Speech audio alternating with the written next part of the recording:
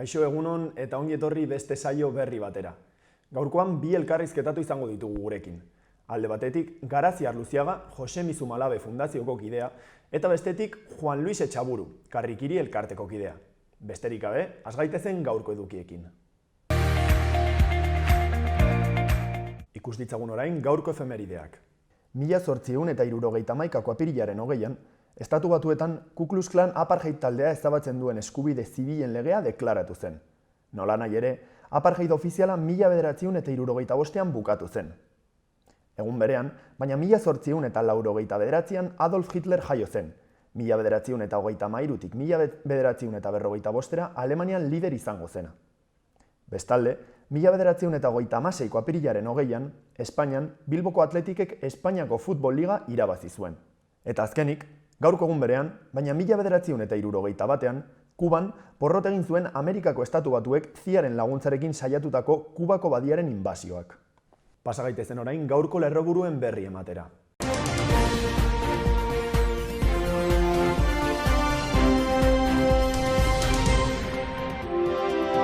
Nafarroan 153 koronavirus kasu atzeman dituzte azken egunean, 42 pertsona zainketa intensiboko unitatean daude, 4.386 txerto eman ziren atzo Foru Erkidegoan. Osasun departamentoak aste honetan zehar 70 eta 79 urte eta 60 eta 65 urte bitarteko personei ere SMS bidez deituko die koronavirusaren aurkako txertoa jaso dezaten. Nafarroak alarma egoeraren amaiera bitarte luzatuko ditu edukiera mugikortasuna eta bileren gaineko murrizketak koronavirusaren pandemiari eusteko. Foru Ogasunak 87.200.000 euro itzuli dizkie Nafarroko zergadunei.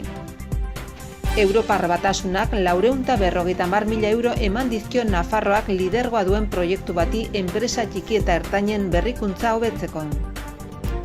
Eskubide Sozialetako Ministerioak Nafarroak Europako funtsei aurkeztutako proiektuak babestu ditun. Eskubide Sozialetako Departamentoak Aspaze Fundazioaren okupazio zentroei emandako laguntza berritu dute 2020an baino 106 finantziazio gehiagorekin. Ze gizarte mota nahi dugu koronavirusa eta gero, berdintasunak antolatutako emakume sortzailek zikloaren gai nagusia da.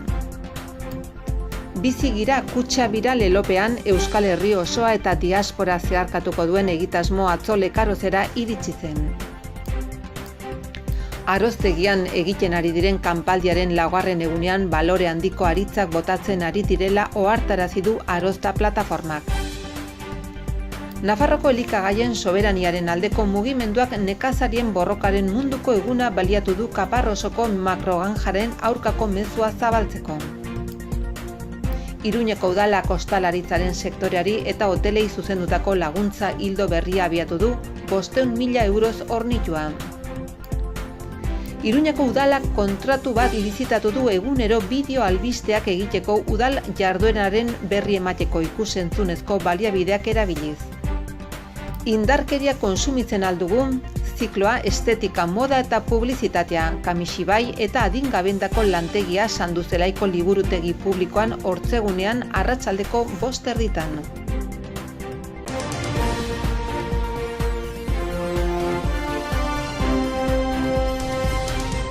Ikus dezagun orain aste honetako agenda. Gaur, Katakraken zientziaren izarrak emakumeak itzaletik argira liburuaren aurkezpena egongo da, arratsaldeko 7:00 8:00. Asteazkenean, apirilaren 21an, bunkerrak eta bortxazko lanak Nafarroan deituriko hitzaldia izango da Euskaldunon biltokian, arratsaldeko 7:00 8:00, Fernando Mendiola eta Edurne Beaumonten eskutik. Izen ematea WhatsApp bidez egin behar da, 699 61 2 zenbakira. Ostegunean, arratsaldeko 7:00 8:00 Oroimina loretan bideoaren proiekzioa izango da Katakraken. Larun batean, goizeko 11:00 eguerdiko ordu batetara, Iturramako Zibiboxean sormen lantegia izango da, 6 eta 11 urte arteko aurrentzat. Goizeko 12:00 berriz, Uharteko kulturetxean ilargiaren atzean deituriko aurrentzako antzerkia antzeztuko da, Malaspulgas konpainiaren eskutik.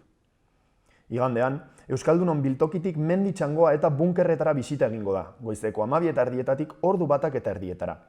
Izen ematea WhatsApp bidez egin behar da, 6 bederatzi bederatzi, 6 bat, 2 bat, 2 lau zenbakira, eta prezioa 12 eurokoa da. Azkenik, igandean ere, Maria eta Galleta fabrika antzerkia izango da arratsaldeko 6-etatik 7-etara Burlatako kulturetxean. Ikus ditzagun orain gaurko egunkarietako azalak. Diario de Noticiasen arabera, Nafarroak murrizketa guztiak alarma egoera amaitu arte luzatzen ditu. Asteroko kasuak 120 jaitsi dira, hilabeteko igoeraren ondoren. Gainera, 5 nafarretatik batek gutxienez txertoaren dosi bat jaso du. Era berean, Osasun sailak eztabaidatuko du bigarren dosia 79 urtetik beherakoetan banatzea, pertsona zaurgarri gehiagoren txertaketa azkartzeko. Bestalde, Iruñean ez dago bizikleta bidezko mugikortasunerako bide sarerik hiri osoan. Auzo gehienek ez dute korridorerik elkarrekin bizikletaz lotzeko. Hiriburuaren bihotzean bakarrik jarri da bizikletentzako kale zirkuito bat. Horretaz gain, diru gehien jasotzen duen 8,6ak PFEZ-etan bildutako diruaren ia erdia errepresentatzen du. Foru ogasunak 87 milioi itzuli dizkie zergadunei.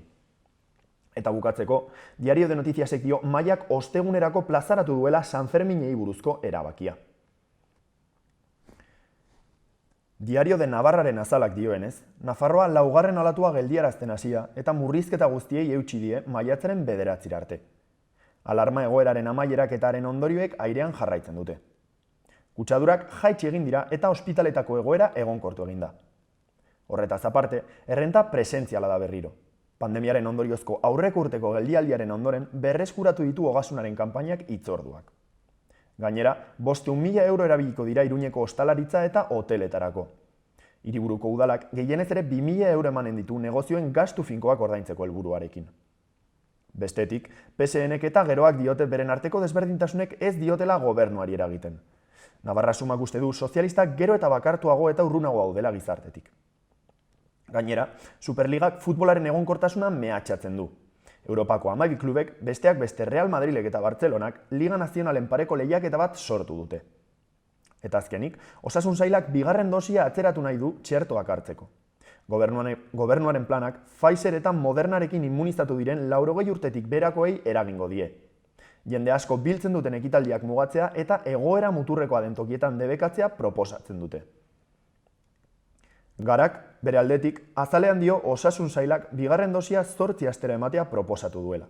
Espainiako gobernuak orain aurre ikusten duena saiakeretan ukitutakoa alde batera uztea da, baina Britainia Handiak, Italiak eta Frantziak egin dutenaren ildotik doa. Jende gehiago partzialki immunizatzeko aukera ematen baitu. Horretaz gain, Ingenuity helikoptero txikia beste planeta batean, kasu honetan, Marten, egan egiten duen lehen aparatu autopropultsatua izan zen atzo. Bestalde, ekonomiaren garapen, iraunkortasun eta ingurumen sailak Gasteizko parlamentuari jakinarazi dio 16,2 milioi euro gastatu dituela Zaldibarko zabortegiko hondamendiaren inguruan. Gainera, Askabide elkarteak 2020ko berdintasunerako emakunde saria jaso du, prostituzioan aritzen diren edo gizartean bazterturik dauden emakumezkoen alde egindako lanarengatik. Azkenik, Miarritzeko aireportuak 70 lanpostutik 54 lanpostura pasatu nahi du urte amaieran bizi duen krisiari aurre egiteko. Berriak dioenez, Bizkaiari eta Donostiari ere ezarri die itxiera perimetrala Jaurlaritzak. Araba, Bizkaia eta Gipuzkoa, 3 probintzien hiriburuak eta 5.000 biztanle baino gehiagoko beste 38 udalerri itxita daude gaurtik. Horretaz aparte, Brasilgo presidente ohiaren aurkako karguak baliogabetu ondoren, herrialdean egintzat jotzen da Jair Bolsonaro egungo agintarien arerio izango dela 2022ko hauteskundeetan. Egoera politikoa iraul dezake mugimenduak. Gainera, euskarak eta naturaren balioek lotura dutela adierazi dute ikerketa batean. Unai Pascual BC3ko ikerlanak eta Dylan English Bristolgo unibertsitatekoak egiten dute lana. Azkenik, elak etziko arlo publikoko greba deialdian parte hartzera deitu egin du. Sindikatuak adierazi du Araban, Bizkaian eta Gipuzkoan 40%koa dela behin-behinekotasuna arlo pribatuaren alakobi. Privatizazio asmoa ikusi dute prekarizazioan. Eta bukatzeko, Euskal Herria Irratiaren arabera, Espainiako poliziak labeko 6 kide atxilotu ditu. Sindikatuak sare sozialen bitartez jakinarazi duenez 6 kide atxilotu dituzte, martxoaren 8ko eta garbiketa sektorearen lan gatazkari lotutako protesta ekintzengatik. Horretaz gain, beherunzko joera mantentzen du Nafar bihurguneak. Azken egunean, 153 koronavirus kasu atzeman dira Nafarroan egindako 2.633 PCR eta antigenoen testean. Positibotasuna honen bestez 6%an kokatzen da. Aurreko astean 15 kasu gehiago izan ziren astelenean. Azkenik, alarma egoeraren amaierara arte luzatuko ditu egungo neurriak gobernuak. Gutxienez, maiatzaren 9 arte taberna eta jatetxeen barrualdea itxita egongo da. Pasa gaitezen orain gaurko eta biharko eguraldiaren berri ematera. Gaur, zerua lainotu samar egongo da eta tarteka zaparradaren bat edo beste bota dezake, bereziki arratsaldean. Goizean hodei ugari ikusiko ditugu, baina apenas egingo du euririk. Arratsaldean berriz, ezegonkortasuna areagotu egingo da eta euria egiteko aukera handiagoa izango da, bereziki barnealdean. Haizea iparraldetik finkatuko da eta temperaturak behera egingo du, balio altuenak 15 eta 16 gradu artekoak izango direlarik. Bihar berriz, goizean eguraldi lasaia eta egonkorra izango dugu. Ostarte politak zabalduko dira eta eguneko temperaturak gora egingo du. Eguerditik aurrera, hodeiak ugaritu egingo dira eta baliteke zaparrada bakanen bat edo beste botatzea, bereziki barnealdean. Goizean, hego osagaiko haize ahula ibiliko da eta arratsaldean ipar-ekialdera aldatuko da.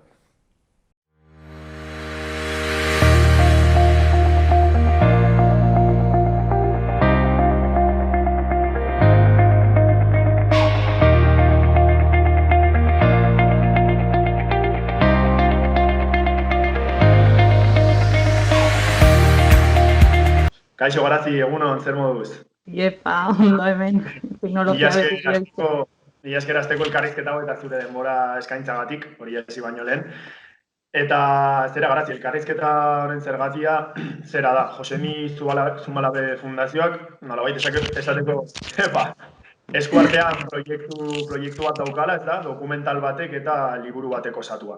Dokumentala Su txikiak, herri mugimenduak borborka deiturikoa da, eta liburua pilpilean ikastarotik datorrena, ez da.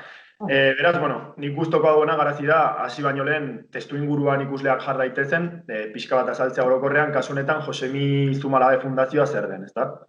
Vale, fundazioa, askotan esplikatzeko eta jendea pixkan nazten dela, izan nintzen digute txiringit asko ditugula, eta ez dutela oso ulertzen zer egiten dugun, eta baina, pixkat ulertzeko edo, da fundazio bat sortutzen 1985 urtean, eta orduztik bilbide oparoa izan du, urteetan zehar. Tartean egon zen 1988 makroepaiketa, eta hor egon zen etenaldi fuerte bat, eta gero bir fundazio bat. Baina baidegia, urte guzti hauetan zarri eukidula filosofia bat ardaz, eta ardatza da, herri mugimenduetatik, herri mugimenduekin eta herri mugimenduentzat lan egitea, eta herri mugimendu ezberdinen formakuntzan, hausnarketan, dinamizazioan eta ekintza ezberdinetan parte hartzea, eta beraiek herri mugimendu ezberdinekin sinergiak, aliantzak sortzea, eta, beti asamblearismoa eta horizontaltasuna ardatz, hortik abiatzen diren prozesuekin jardutea, parte hartzea, eta alde egun neurrian gure alea eskaintzea, ez? Eta... Ez barkatu, jarraitu, ez denuen. Ez, fundazioa bera, igual bere izitago nagusiki bi esparrutan edo, alde batetik hausnarketa politikoa lantzen duen kultur politikoa lantaldea dago, eta hor euskarri ezberdinak ateratzen dira, edo momentuan eztabaidagai dauden hainbat gairen inguruan hausnarketak eta materialak biltzen dituzte, eta gero bestalde batetik esango genuke dagoela gehiago formakuntza eta dinamizazioa arduratzen den arloa edo, eta guk hemen aurkezten dugun hau pilpileanen sistematizazio liburuan naiz dokumentala, dago bigarren bloke honetan, bloke honen produktu bat, edo esango genuke hortik datorren zerbait. Eta zera Garazi, zein lekutan, zein ekintzaren dauka zuen fundazioak, zein lekutan ari zarete? Bueno, batez ere, esango nahiko genuke Euskal Herria, baina da egia Euskal Herria 7 probintzietara ez gerala iristen, ez? Eta batez ere hegoaldean zentratuta gaudela, baina guk fundazioa osatzen dugun kideok edo gehien bat gera Bizkaia eta Gipuzkoakoak. Baina bai iristen gerala naiz Araba, naiz Nafarroara, esango nuke Euskal Herriera pixkatu gutxiago. Baina gure eremua hori da. Bai ditugu bi ekokapen fisiko, alde batetik daukagu Leioako egoitza, eta beste alde batetik Leioako egoitza da EHU-en barnean, kampusaren barnean dagoena, eta beste alde batetik dago Donostiko egoitza dagoela Egia auzoan. Eta baina, bueno, mugitzen dira. Eta orain bai, Garazi, nahi dut azaltzea, dokumentala eta liburua zer diren. Irakurri dudanez, dokumentala liburuan, liburuan nolabait oinarritu dago, eta liburu hori aldi berean pilpilean esperientzian edo ikastaroan, ezta?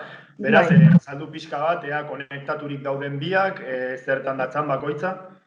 Bai, pixkat inbarko genuke salto dexente atzera, eta hor, egon zian urte batzuk, hausnarketa egintzala herri mugimendu ezberdinekin, ze formakuntza beharra zegoen, eta pixkat ikusi izan zegoela dexente beharra jakintzen aniztasuna edo erdian jartzeko, ez?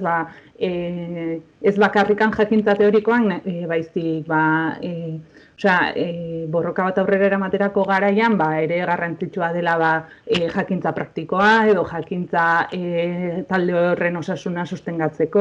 Orduan, hausnarketa horietatik edo ikusi zen aukera bat bezala herri jakintzen laborategi bat martxan jartzea. Eta laborategi horretan sortu zian taldetxo ezberdinak, eta horietako bat izan zen ikastaroa bera. Eta ikastaroa da bai liburuan eta bai dokumentalean agertzen dena, ez? Liburuan bertan, ikastaro honetan, hobeto esan da, egin ziana izan zen parte hartzaileek hartu zituzten ikastaro bera aurrera eramateko behar ziren ardura ezberdinak. Ez zen ikastaro bat esertzen naiz, botatzen diazu txapan ere etxeranoa eta gero ikasten dut eta azterketa bat egiten dut. Zen ikastaro bat, zituna, helburu batzuk, obviamente, eta horiek zeuden zentratuta alde batetikan herri mugimenduen antolakuntzan den hausnarketan edo modu batean esateko, eta beste alde batetikan zapalkuntza mekanismoa eta alternatiba eskatzaileen inguruan hausnartzen zen ikastaroan. Eta orduan, ikastaro hori eduki guztiak naiz, eduki teorikoak naiz, antolaketa bera, ikastarora iritsi, janaria, bestea, dena zegoen parte hartzaileek eraman behar zuten aurrera fundazioko kideen laguntzarekin. Eta orduan, zereginetako bat zen, esperientzien sistematizazioa aurrera eramatea. Eta esperientzien sistematizazioa da, azken finean, hor egiten zena zen, ikastaro, 3 urtetan egin zen, orduan ikastaroa antzear hartzen zen ardatz bat, eta lantzen zen ardatz hori asteburuetan zehar, eta gero hausnarketa teoriko bat ere bai egin, behin ikastara amaituta. Eta orduan, esperientzien sistematizazio, egin zean 3 ikastaro, beraz, sistematizazio hori egin zen 3 aldiz, eta guztiaren sistematizazioaren produktua, esango genuke, dela liburua, hori da alde batetik. Eta gero dokumentalean, liburua egin zen, basikamente, lan hori hartu zelako, 3 urte horietako ardatz horiek lantzekoa, eta azkenean egin genuen kriston lana ikastaro hori aurrera eramaten, eta pixka bat hortikan ikaspenak ateratzeko.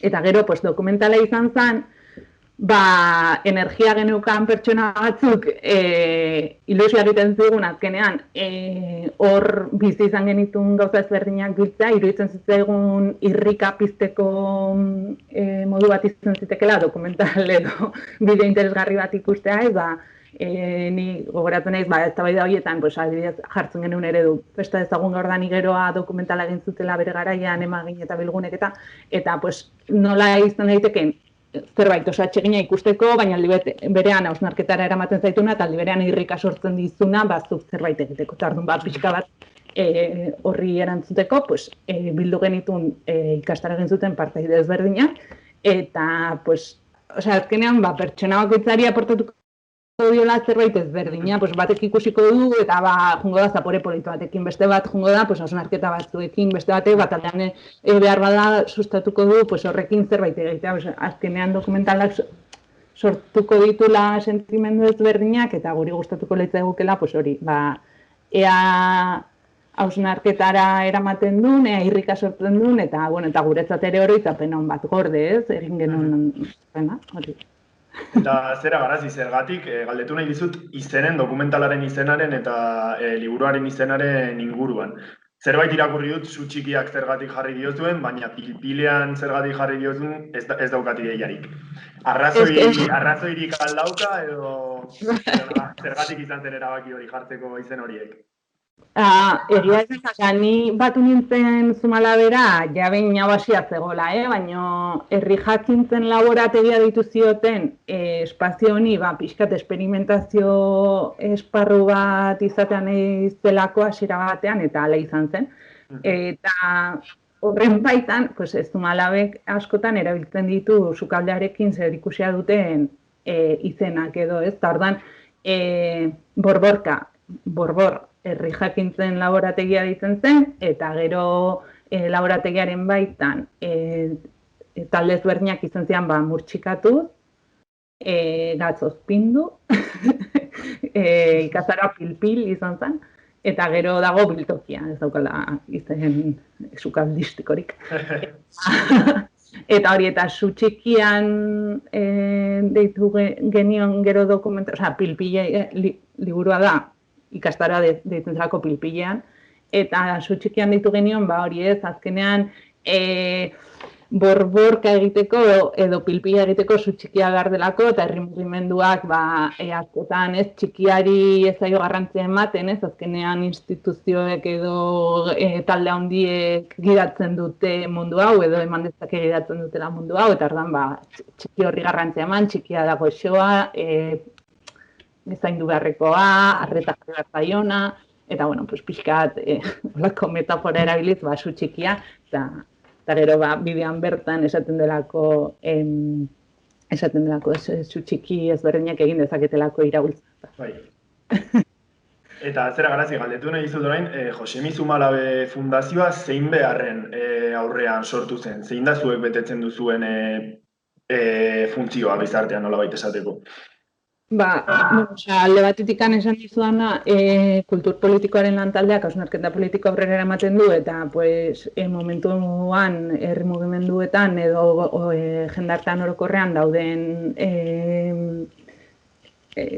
gatazka edo hildo ezberdinen inguruan hausnartu egiten du, eta beste alde batetik asko jotzen dute gugana, igual prozesu ezberdinak dinamizatzeko, gatazkak dituztenean taldeetan, edo erasoak egon direnean, edo hausnarketa nahi dutenean, ez dut zertan gatazkat izan batzutan jotzen dute gugana hausnarketa batean murgildu nahi dutelako, edo nahi dituztelako praktika horizontalago bat izan, edo ez dakitelako talde batzuk igual tresnak behar dituzte asamblada handiagoak sortzeko, edo, holako gauza ezberdinetarako, ez? Eta gero bestalde guk parte hartzen dugu ere baita, herri mugimenduetatik sortzen diren ekintza ezberdinetan, ikastaro, naiz, ekimen, kale ekimenetan, eta beste, ez? Eta garrantzia ematen diogu gure kolektiboan, aliantzak sortzeari, talde ezberdinekin, herri mugimendu ezberdinekin, elkarrizketak sortu, eta, asko ikasten delako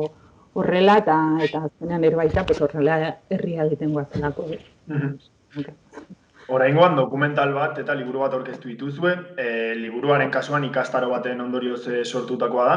Normalean zein da zuen lan dinamika, zein modutan egiten duzue lan? Gu beti asamblada bidez antolatzen gera, eta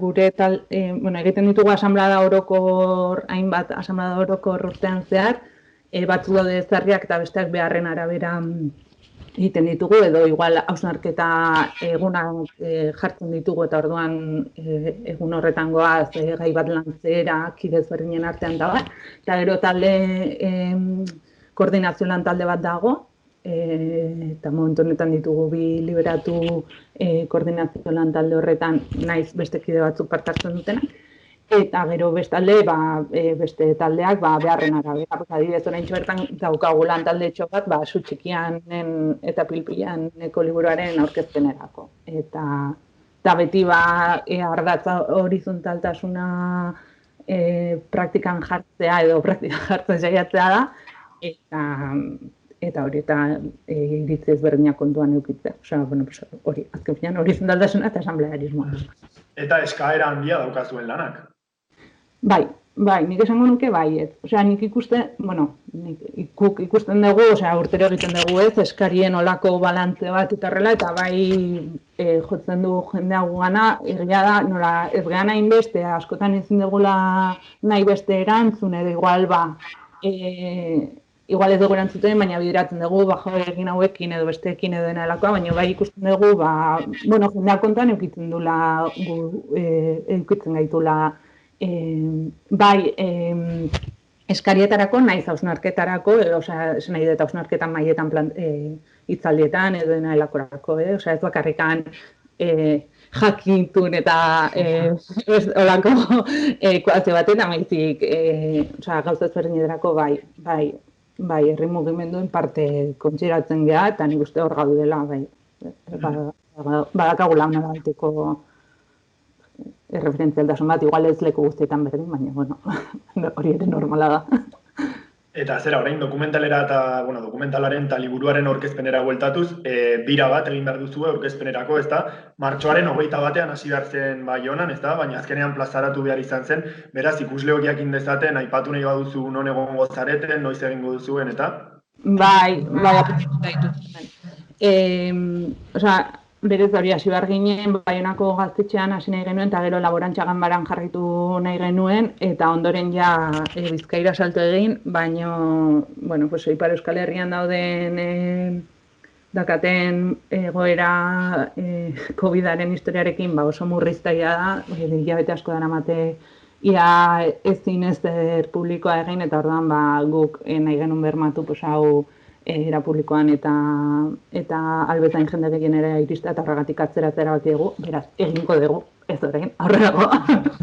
Eta orduan, lehena izan zen joan den astean Algortan, 15ean, eta gero izango da Iruñan, Katakraken, egongo gera Apirilaren 29an, maiatzak 13 Gasteiz, Gasteizen gaztetxean, Partezerreko gaztetxean, maiatzako 27 Donostin, oraindik ez dugu lekua finkatu, neurrien historia honekin, eta gero egin nahi genuen estreno mundial bat, egingo dugu, ekainako 27an Ziordian Amarauna proiektuan.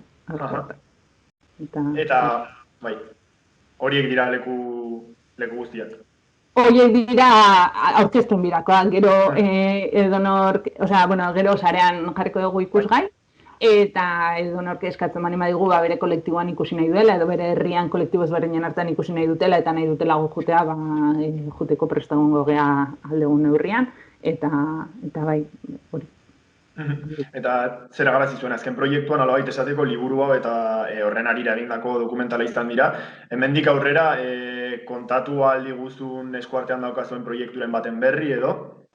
Bai, bueno, horrentxe egia esan da hausnarketa prozesu batetan bilduta egon da fundazioa, eta nik ezin izan dut asko parte hartu, nire historiengatik, baina bai dago asmoa edo esperimentazio gune bat sortzekoa edo.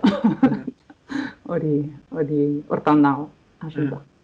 Eta bukatzeko garazi, elkarrizketatu guztiei, elkarrizketaren azkenengo atalean, aukera ematen diegu airera mezu libre bat edo botatzeko, beraz, esateko zerbait geratzen bazaizu edo ikusleek zerbait jakin dezaten nahi bauzu, orain daukazu zure aukera, nahi duzun hori esateko.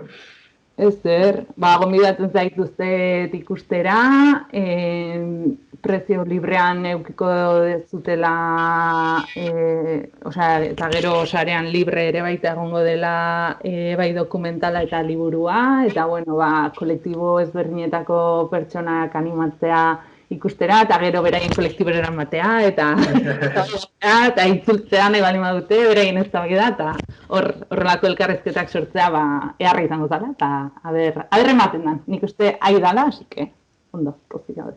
Perfecto, garazi, mila esker berriz elkarrizketa hau eskaintzagatik, eta hemendik zorte hona dizuet birarekin, espero dut jende asko animatzea zuek entzutera, eta oso ondo izan, besarka handia, garazi. Berdin. Aio.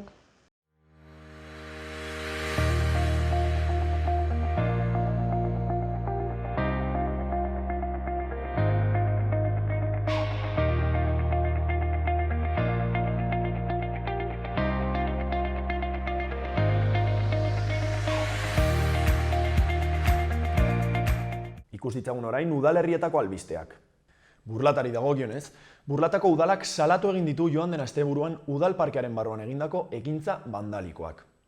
Alkatetzak eta parke eta lorategietako zinegotziak adierazi dutenez, tamalgarria da ekintza horiek gizarte tolerante eta solidario batean gertatzea. Burlatako udalerrian bezala, baina aurrera egingo dutela esan dute elkarrekin bizitzeko kontzientziatu eta hezteko haien proiektuarekin. Parketako eta lorategietako zinegotziak ere salatu du aste batzuk lehenago parkeko landare motak txikitu egin zirela. Udalak esan duenez, herritarren gozamenerako eremu publiko zainduak izateagatik, langileak eta baliabide ekonomikoak lantzen eta inbertitzen diren bitartean, badira, bestalde, gizalegerik gabeko ekintzen bidez, parkeetako eta lorategietako langileen lana gaizke ikusten dutenak, eta horrek dakarren kostu ekonomikoaz aparte. Iruñari dagokionez, esleitu dira Mendillorriko kiroldegiko pilotalekuko aldagelak berritzeko lanak. Uda bukaerarako bukatzea aurre ikusten delarik. Obrek 60.439,50 euroko aurrekontua eta 2 hilabeteko epea dute. Bestalde, hirigintza gerentziak apustu etxeak, bingoak edo kasinoak ezartzeko distantziak arautuko dituen arau aldaketa behin betiko onartu zuen asteazkenean. Proposamenak ezetsi egiten du bingoak arauditik kanpo uzteko aurkeztutako alegazioa. Horretaz aparte, Iruñeko udalak kontratu bat lizitatu du egunero bideo albisteak egiteko udal jardunaren berri emateko. Ikusentzunezko baliabideak erabiliz. Horren harira, ikusentzunezko komunikazio modu bat finkatzea da helburua, zeina ikasturtearen hasieratik emaitza positiboak lortuta probatu baita udalean. Horretaz gain, Iruñeko udalak ostalaritzaren sektoreari eta hotelei zuzendutako laguntza ildo berria abiatu du, 500.000 euroz hornituta. Deialdiaren oinarriak gaur argitaratuko dira naon eta deialdia urriaren 15 arte egonen da zabalik, edo diru partida agortu arte. Eta azkenik, Iruñeko udalak Nafarroako gobernuari eskatu dio abiadura handiko trenaren partzuergoaren kontseilua deitzeko, hauteskundeak egin eta 2 urtera.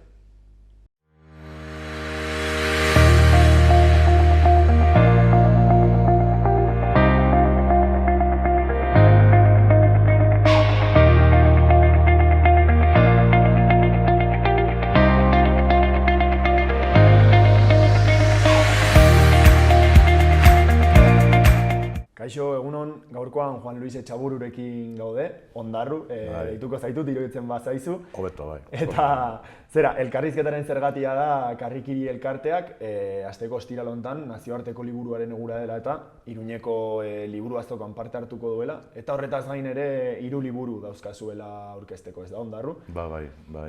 Zera, materian sartu baino lehen, laburki ere bada, azaldu nahi bauzu, Karrikiri elkartea zer den ikusleok jakin dezaten? Bai, Karrikiri elkartea da, orain dela 24 urte sortua, da, Iruñako euskaldunon artean sortutakoa eta helburua euskaraz bizitzea eta jendearen gan transmititzea euskaraz bizitzeko grina eta nahia. Orduan horretarako hainbat gauzak ekimen egiten dugu gizartean, Iruñako gizartean hori zabaltzeko. Eta besten artean elkartea daukanez, denda, nun erdia liburu denda denez, parte hartzen dugu euskarazko ekitaldi kulturaletan eta oraingoan hau da torki dugu. Liburu azokan ostirala, ez da? Bai, liburu azokan guk, liburu eguna honetan, da geure bizitzan lehen aldiz parte hartzen duguna, bai, lehen aldiz parte hartzen duguna, probatzera goaz. Gu joan izan gara asko, Nafarro oinez, sortzen festa edo olakoetara ez, normalean, gure estanera hurbiltzen den jendea, badauko eskualzaletasun bat eta ez. Eskualduna edo eskualzaletasun bat badauka, nahiz jakin. Oraingoan hemen Iruña diferenteagoa da, eskualdun eskualzaleak eguneko 30 gara hori edo, eremu mugatua, baina posik ateratzen gara, gure material euskaraz eskaintzea eta zuen postua izango duzue azokan, ez da? Eta guztiz materiala eskainitakoa izango da euskaraz, ez da? Ez, 189,60. Ez, horti hori jartu, baina badaukagula altxor txiki-txikitxo batzuk oso interesgarriak dira, euskaldunatik pentsatuta, baina adibidez, Xamarrak idatzi duen liburu horipean eskainduko du bai katalanez, bai ingeleraz, bai frantzieraz, da espainolez ere bai. Da gero, ere atera da liburu bat, Pamela Argitaletxea, Pequeño Diccionario Sentimental. Eta liburu oso polita, opari liburu zoragarria, eta da hainbat jentek euskararekiko duen maitasun erderaz idatzia, eta bakoitzak esaten du berarentzat euskaraz hitz magiko politena zein den da zergatik den. Orduan hori liburu hori ere eskainduko dugu. Bai, hori salbuespen hori izan ezin beste guztia euskaraz da.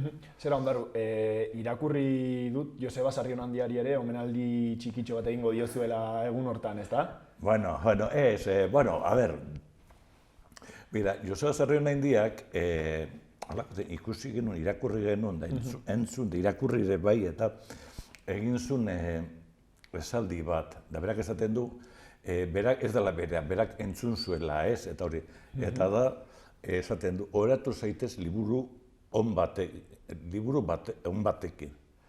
edo behintzat liburu on bat irakurren norbaitekin. Eta hori gustatu zitzaigun, hori, karrikil elkarteko hori, orduan egin dugu, boltza bat esaldi horrekin, boltza bat hori, esaldi horrekin eta irudi poli batekin, da gero, liburu eta markatgailuarekin ere, ez dute karri ez, baina markatgailu batekin ere, bai. Eta bero, sortzaile handi, simpatia handia da, maitasun handia da, idazle handia denez, gauza simpatiko goxo hori egin dugu. Eta zera ondarru, datorren, ostirale hontan egingo duzuen hortaz gain, datorren astelenetik aurrera, 3 libururen aurkezpenekin hasiko zarete, ezta? Datorren astelenean da lehenengo liburu horietako baten, hemen dauzkagunen aurkezpena. Beraz, zer kontatu aldi guzu 3 liburu hauei buruz? Begira, orain udaberrian nahikoitxo liburu ateratzen dira berriak, ez, eta gero pandemia madarikatu honekin eta gauza mugatzen digu, eta orduan egin behar izan diguna da aukeratu zer gauza ez atera. Eta atentzia eman digun 3 gauzakin hortik tira egin dugu, ez. Kontatuko izut, bata da, orain datorren astelenean, 6 egun barru, etorriko da gaur egun Eusko Ikaskuntzako lehendakaria, Ana Urkiza. Bera, idazlea da, idazte du gainera poesia, saiakera, aurrentzat ipuinak eta hori. Eta egin duen saiakera bat elkarrizketa batzuk, hainbat jendeekin elkarrizketa. Euskal kulturako sortzaile kanpo ezberdinekoekin, eta baita ere komunikazio arduradun batzuekin. Eta galdera da, zer gara euskaldunak, orduan bakoitzak kontatzen du, bera nola ikusten duen. Orduan liburua da, elkarrizketa horien bilduma bada, eta izango da liburuen aurkezpena. Da gero ikusi dugu ere bai sortzailei, edo horrei, beraiek hitzaldietan, aurkezpenetan eta hori egiteko ikusi dugu ona dela kazetari batekin egitea. Eta oraingoan hemen izango da Berriako kazetaria Ikertubiak. Ikertubiak gidatuko du Ana Urkizarekin liburuaren gidoia eta zatikatu, sailkatu eta eskaindu dute jendeari liburu nondik norakoa den. Hori izango da datorren astelenean 26an. Eta gero, hori da gain izango da, hor Kontestable Jauregian, ez? Kontestablearen Jauregian. Baina, klaro, datakean okupata dagoenez eta gero atzeatu behar izan dugu beste batzuk, eta hurrengoko astean, egongo da, ostegunean da, hori, Iruñako udalak antolatzen duen egile berriendako lehiaketa bat, horko irabazleak etorriko dira bakoitza bere ipuina edo bere poesia aurkeztera. Da, etorriko direna dira Saio Alkiza, Julio Soto eta parkatu, hemen da, Sarai Robles etorriko dira. Eta, horiek iazkoan irabazletarikoak dira, eta horiekin egongo da kazetari bat ere bai bideratzen beraien ipuinak eta poesia hori izango da Uxue Rei, hau ere Berriako kazetaria da. Hori, liburu hori oraindik hemen ikarri dut ona, eta hau da 2019ko aurreko urtekoa, 2008ko aurkeztuko duguna, egun horretarako gutxi gorabehera aterata egongo da liburua. Baina ze da, irabazleen poesien bilketa... Bai. Parte hartu den artean... ez bakarrik irabazleen, baizik eta parte hartzaile guztien... Ez guztiak, ez parte hartzaileen eta horien artean oberena. Bakoitzetik 3 irabazle edo 3 lehena, bigarrena eta hirugarrena, bai ipuinetan eta bai poesian ere, bai.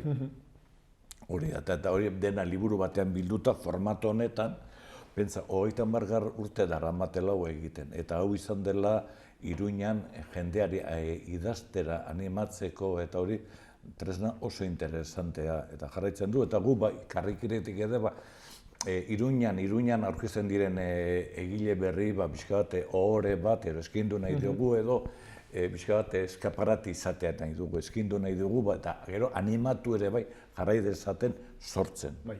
Euskal kulturan importantea da hori eta.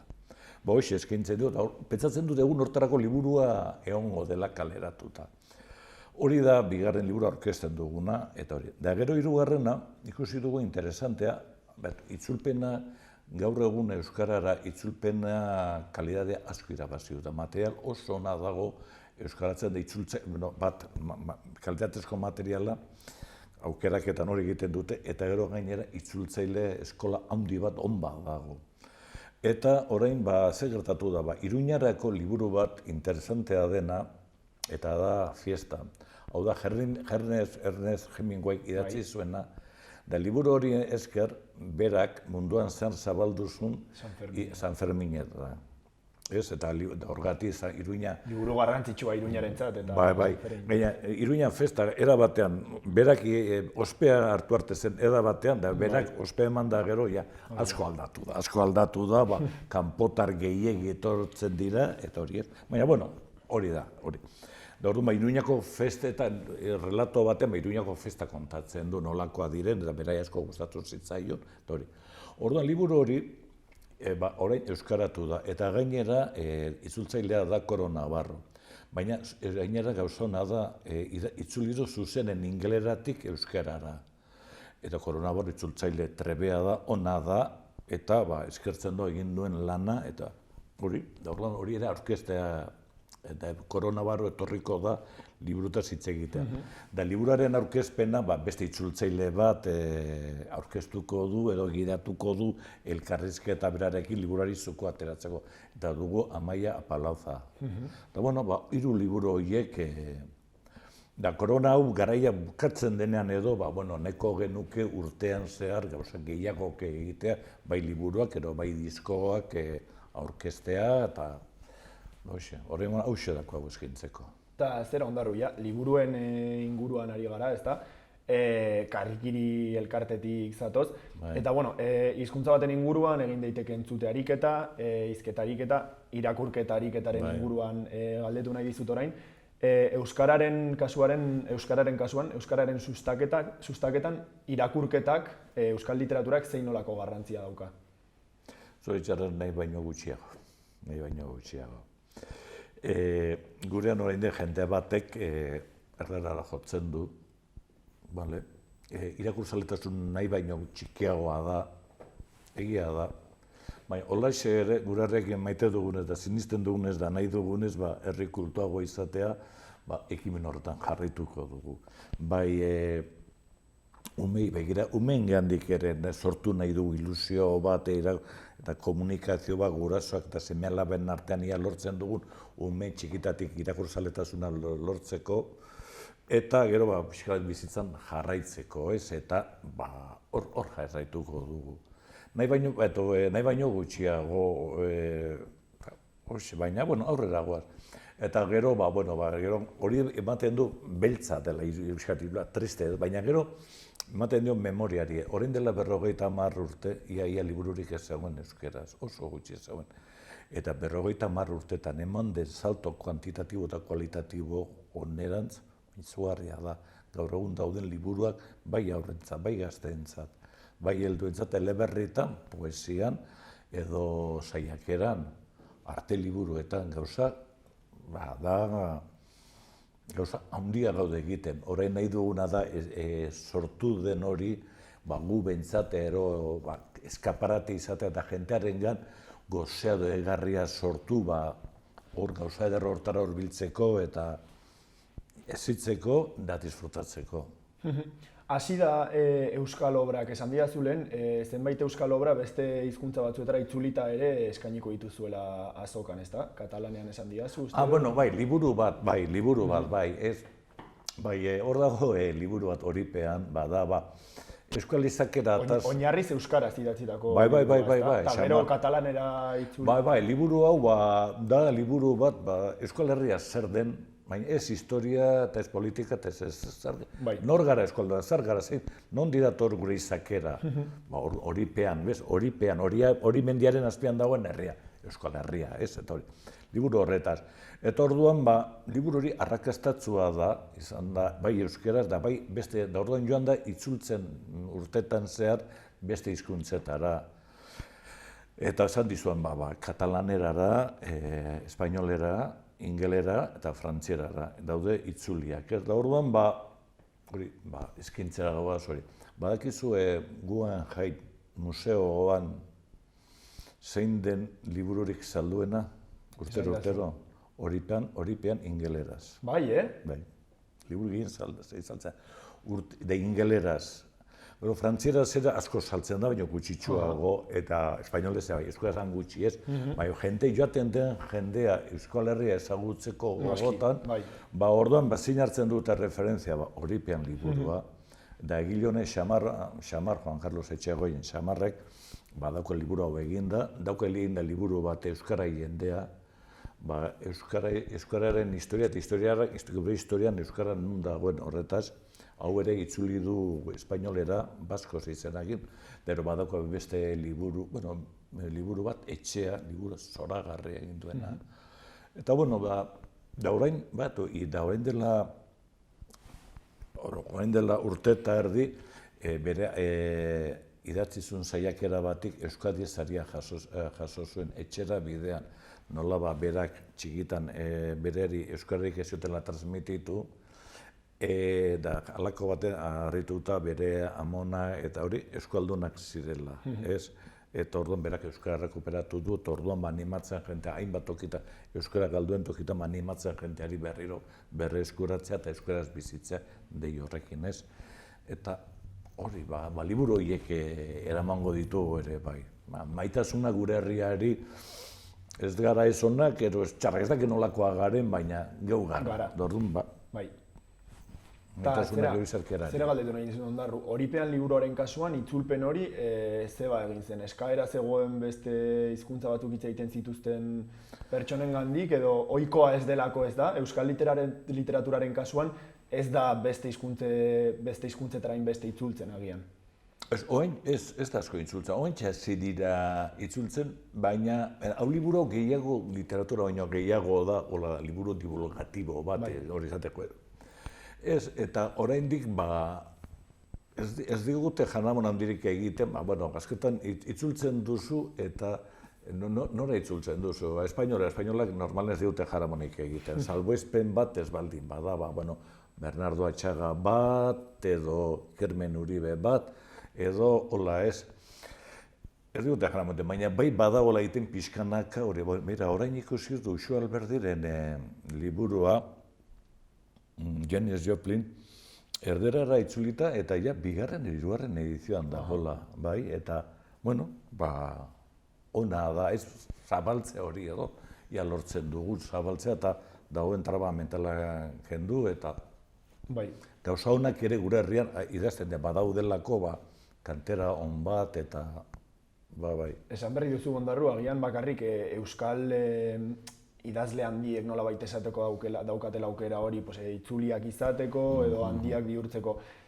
Muga hori hautsitzen ari da gutxinaka euskal literaturaren kasuan, edo oraindik eremu txikia da, aukera gutxiko orokorrean idazlentzat? Oraindik txikia da. Baina, jakin dezatela, gure herrian, euskara herrian, badutela tokia, eta hor beraz, aritzen egiten, Eta gero pentsa, garen euskara alduna, garen, esaten dute, milioi bat garela euskara dakigunok, ez dakiz, gero bizi dugunok gutxiago, ere sortzaile ona ere, da, mugatua. Bai, proportzionalki hori, eta, pentsa, frantziar kulturan, zenbat dira, 200 milioi edo, normalaz, frantzieraz sortzaile gehiago sortzea, ez bakarrik Frantzian, agian Afrikan ere bai.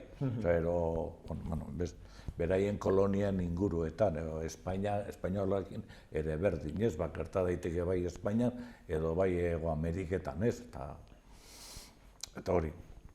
Gurean, holaxe da, eta jakin zein den gure realitatea, eta aurrera egitea, herri jantzi bat izateko. Lehen esan duzun bezala Euskal Herria ez dakizu nola garen, baino bagara Euskal literaturaren kasuan ere badaukagu gutxi. Bai. Nik beretan ikusten duena, nago egiten konparaketat, orain dela burura dator, orain dela 50 urte eta ona ez, zenbat egin dugu da sortu dugu. Da gero, Iruñako udala honek egiten duen lehiak eta olakoak eta gauza duinak, eleganteak eta jende bat animatzea, trebatzea, txukun idaztea, eta gero bizkateri montatzen konparatzea, bera beste batzuekin nola dagoen, gabiltza, hor gabiltza. Garrantzitsua da, igual ere, adibidez kasu honetan udalak horrelako zerbait sustatzea, jendeak ikusteko euskaraz ere egin daitekela, ez dela bakarrik, euskara ez dela ezertarako hizkuntza mugatu bat askok esaten duten bezala, edo. Gaztelerak bezain besteko aukerak eskaintzen dituela, eta hori garrantzitsua da, instituzioen aldetik ere horrelako eskaintzak egitea, ezta? Bai, 30 urte daramaten egin, eta gu karrikin egin dela, hartu ginen duen dela, 4 urte da zeginen, hauei, irabazleekin, karrikin dendan, elkarteko dendan bertan, aurkezpena egin, eta bakoitzak bere idatzitako zati bat errelatatzen, edo poesia errezitatzen, eta orduan ere bazeukat, aurten da lehen urtea, bertsoak aparte egin dutena, ez? Eta bertsoak botatzen ere bai, ekitaldi oso politak ziren, ez? Eta jendea sentitzea, bereik zerbait sortu dutena, badagola nun eskaindu entzun edo irakurri edo badagola. Ez bakarrik egiteko aukera, baita ere aurkezteko aukera izatea. Bai. Eta hortxe gabiltza. Eta ja, bukatzeko ondarru, elkarrizketatu guztiei, elkarrizketaren azkenengo atalean aukera ematen dizuegu kameretara, mezu libre bat emateko, ikusleok esan nahi duzun hori entzun dezaten. Beraz orain daukazu zure aukera ondarru. Sorpresa zarrapatu nazu. Lehengo aukera polita duzuela, hori da kamara? Bai. Ez dakit, hor da. Aukera duzuela, lehengo ostiralean Gaztelu plazara hurbiltzea, hanengo gara gure estanean, esan dizuen moduan, liburuan 189 kakotx 60 euskaz izango direla, etortzea, eta ara ezin baldin bauzu etorri, handik hurbil, Xabier kalean, hor estafeta zeharkatzen duen kalean handaukagula, gure denda zoragarria, edarra, ez bakarri liburu eta musikaekin, baita ere euskal jantziekin ere, bai, eta jantzi modernoa gazteak eta lakoekin. Eta, disfrutatu eta jarraitu bizitzen euskeraz. Ondarru, mila esker, eta espero dugu ostiral hontan zuen postuak Iruñeko azokan harrera oso ona izatea, eta liburuen aurkezpenek ere harrera ona izatea. Eskerrik asko, lehenduko gara. Mila esker, ondo izan ondarru. Berdein, bale.